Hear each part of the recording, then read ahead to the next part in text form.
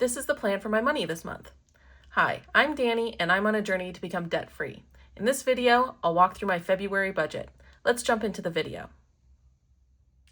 All right, starting with my income, I will have 2 paychecks this month and my total salary will come out to $4,228. I'll also have interest income from my high yield savings account, and that should be right around $14,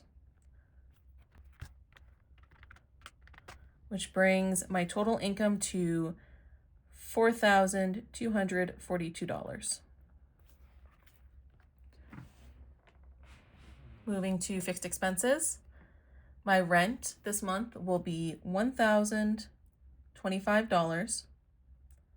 And that will need to be paid on the 25th. On the 21st, my electric bill is due, and I'm budgeting $42 for that. I do keep a reserve amount because the electric amount will change month to month based on usage. So I keep money in there, and so I'm just budgeting it up to its cap. On the 26th, we have internet, and that will be $115. On the 11th, my cell phone bill will be $92. On the 22nd, car insurance is due, and that will be $87. Fitness is one of the few items that I budget a month in advance, and because it's due on the 1st. So for February, I'm actually budgeting for March's payment, and that will be $35. I do have 2 automatic withdrawals for my student loans. I have the minimum payments due in my fixed expenses because those have to be paid. Any additional amount that I put towards my student loans, I do under debt because that will change. So the first one comes out on the 9th, and it's going to be $121.72. And the second one comes out on the 28th, and that will be $132.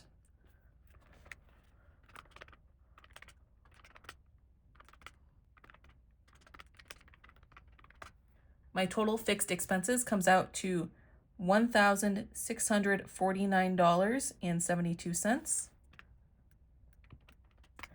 And I have a leftover of $2,592.28. Moving on to variable expenses. Groceries, I'm budgeting $400. Eat out, I'm budgeting $150. This is going up a little bit compared to previous months, just because I've noticed that prices for meals has gone up. So the $25 that I was allocating per week is not covering it anymore. Supplements, I'm budgeting $100. Household is for things such as cleaning supplies and paper towels, that kind of thing. It is at its cap, so I'm not budgeting anything. Toiletries is for things such as shampoo and conditioner, lotion, toilet paper, that kind of thing, and that is getting $40 to bring it back up to its max amount. Monthly subscriptions is receiving $36. I'm not budgeting anything to fuel or family. Personal is receiving $44. Challenges is receiving $56. And miscellaneous is receiving nothing.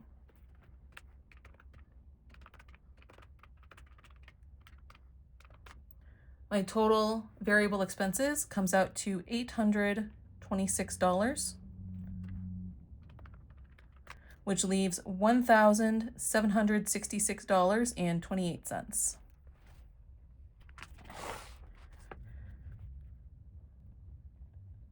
Moving on to sinking funds, I do have my paychecks split into 2 different deposits. $200 goes straight to my high yield savings account, and that is what I use to fund my sinking funds. So for the 2 paychecks this month, that comes out to a total of $400 to be split amongst my sinking funds. Annual subscriptions is receiving $105. Clothing is receiving nothing. Health and medical is receiving $30. Home decor and maintenance is receiving nothing.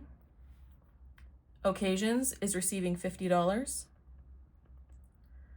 And vehicle maintenance is receiving $229. I know this comes out to be more than $400 for the month. That's because I also include my interest income from the high yield savings account in the amounts that I put towards my sinking funds. Travel and taxes are both receiving nothing. My total sinking funds amount is $414, which leaves $1,352.28. And that full $1,352.28 will be put towards my student loans, which means that I have nothing left over, and I've completely planned for every penny that I will have come in. That's the plan for my money this month. I know I will use the monthly plan to break out my paychecks for the budgeting, but do you usually plan your money monthly, or do you take it week by week? Let me know in the comments. See you in the next video. Toodles!